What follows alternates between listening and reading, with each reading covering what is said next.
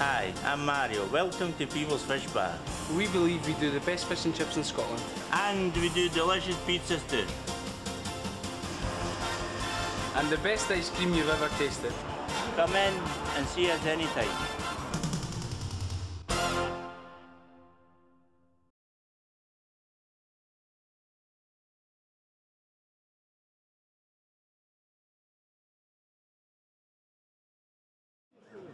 Both Peebles and Hawick were keen to put poor performances from the week before behind them as they met at the Gytes for a clash between the top two Borders teams in Premier 2.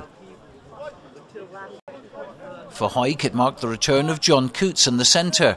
Early in the season, he left the Greens to go to Melrose, but things didn't work out, and after a brief spell in the second team, he was back, and Hawick welcomed him with open arms. After all, John had scored 2 tries in each of his first 3 games of the season, and will once again play a big part in Hawick's campaign to get back into Premier 1.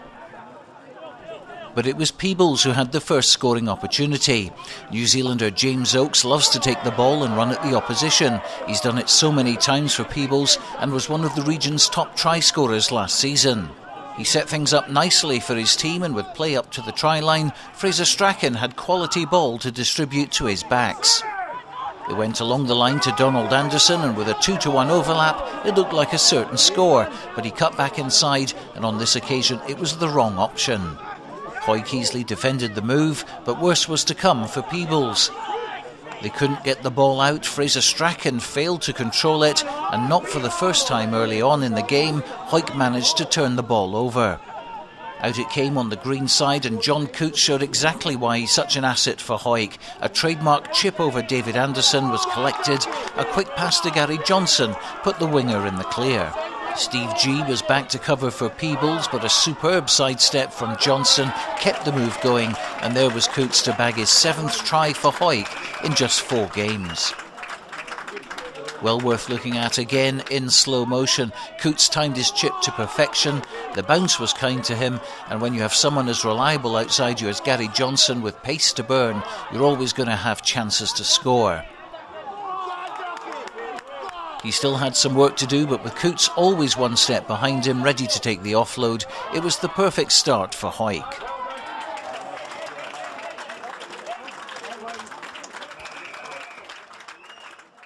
Neil Rennick pulled his conversion to the left to the surprise of everybody, but already these two teams who love to run the ball had shown that they were out to play running rugby this afternoon in good conditions.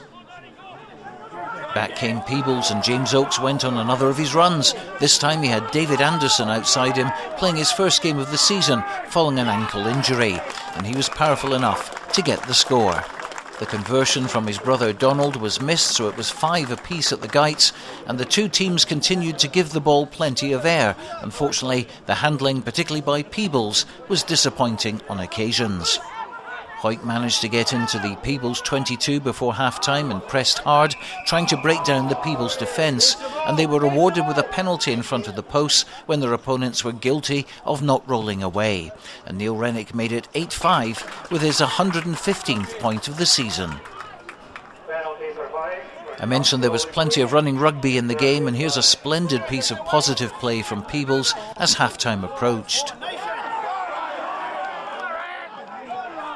But once again, wrong options were taken and poor handling cost them dear. This should have given them the lead, but instead Hawick survived, although they were penalised. Unfortunately, Neil Rennick went down injured and had to be stretchered off with a bad shoulder injury. Well, it looked as if Donald Anderson would draw level, but his kick hit the woodwork. That's the tree rather than the post. After the break, Peebles went ahead with a try straight from the training paddock, scored by Alan Smiley, who went clean through the defence to score under the posts. It was good service from Strachan to Neil Warnock, then the dummy run from Steve G, which foxed the Hawick defence, and it really was textbook stuff, and Smiley absolutely loved scoring that one, his 2nd try of the season. Anderson kicked the conversion this time, and for the first time in the game, Peebles were in front. But it was tight out there, plenty of chances for everybody, and Hawick scored next. Bruce McNeill gained vital yardage for his team, taking play up to the Peebles line, and even though the home side stopped the ball from coming back illegally, Hawick managed to regain possession, and with advantage being played, Rory McPherson made the break, popped the ball to McNeill, and the big man's 7th try this season was in the bag. Craig Nish converted to give Hawick a 3-point cushion, but Peebles were being penalised more and more as the game progressed. Plenty of frustration, of course, from them, and Nish kicked another penalty from over 40 metres to stretch the lead further.